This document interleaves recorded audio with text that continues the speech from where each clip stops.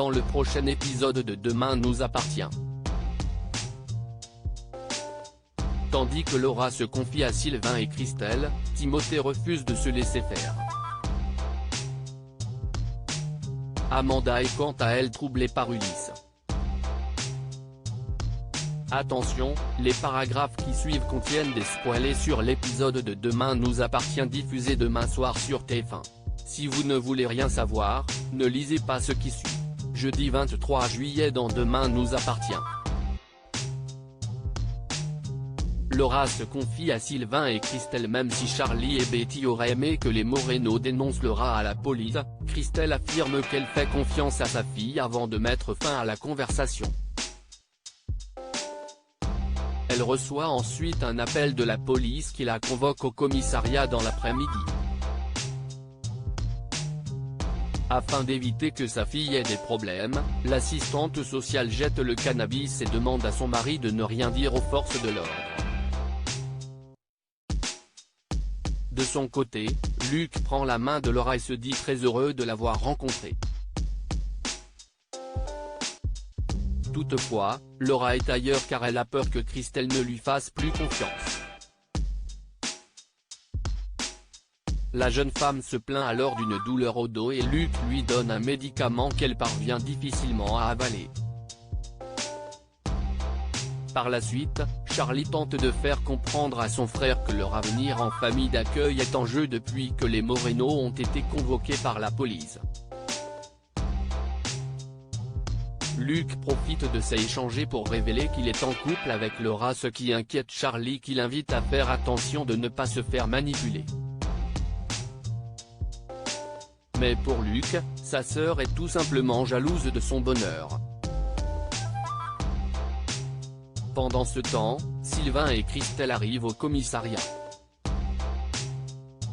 Cette dernière prétend qu'elle a aidé Laura dans le cadre de son travail à l'hôpital le temps qu'elle trouve un endroit où se loger. Après leur avoir précisé que la jeune femme est recherchée pour agression, Karim les enjoint à le prévenir si celle-ci venait à reprendre contact avec eux. En fin de journée, Christelle et Sylvain sont déterminés à parler à Laura afin d'obtenir des réponses. Dos au mur, elle finit par admettre que la femme qu'elle a frappée n'est autre que Danielle, sa mère adoptive, et qu'elle fait partie d'une secte. Timothée refuse de se laisser faire au petit déjeuner, Manon reproche à son père d'avoir laissé la lumière allumée dans la salle de bain et ajoute que ce n'est pas écologique. William lui rappelle alors la galère dans laquelle elle a mis toute la famille avec sa dernière action pour sauver la planète, puis lui interdit de fréquenter Timothée. Au lycée, l'adolescente reconnaît qu'elle a été un peu loin en sabotant les voitures et indique à Timothée qu'elle ne peut pas le rejoindre en fin d'après-midi. Comme le jeune homme rétorque que c'est en continuant qu'ils réussiront à provoquer un changement, Manon consent finalement à poursuivre le combat. De son côté, Victor est heureux d'être parvenu à faire marcher la garantie pour sa voiture, mais quand Timothée suggère de ne pas faire payer les frais de réparation au douanier, l'homme d'affaires exclut de s'en priver. Afin de donner une bonne leçon à son père, Timothée et Manon s'enchaînent à une grille sur la plage et hurlent que Victor Brunet est un pollueur. Sur place, les pères des deux adolescents essaient de les ramener à la raison mais en vain. Après avoir réussi à détacher leurs enfants, Victor et William se mettent d'accord sur un échéancier de remboursement. Mais comme Timothée jure de s'attacher à nouveau chaque jour si son père le fait payer, Victor cède pour ne plus jamais entendre parler de cette histoire. Amanda est troublée par Ulysse et toujours remontée contre Ulysse. Amanda rapporte à Maxime les événements survenus à la salle de sport quelques jours plus tôt. Certain qu'elle a mal interprété la situation, Maxime cherche à la convaincre que le serveur la drague car elle lui plaît. En parallèle, Ulysse raconte à Roxane qu'Amanda l'attire beaucoup mais qu'il a l'impression qu'elle le déteste depuis son malaise à la boxe.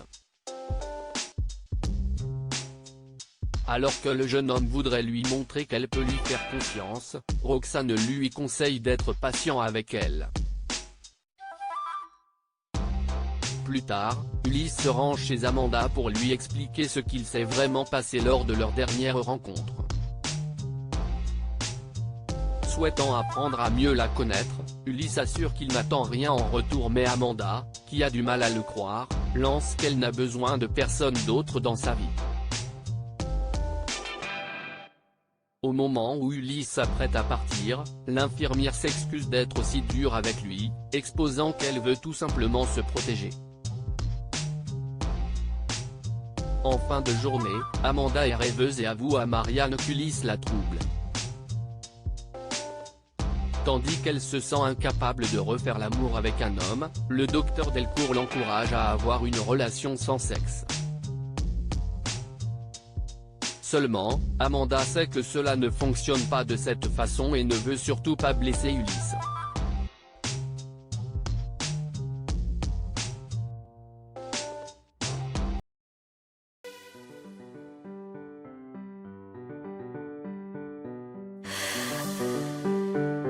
나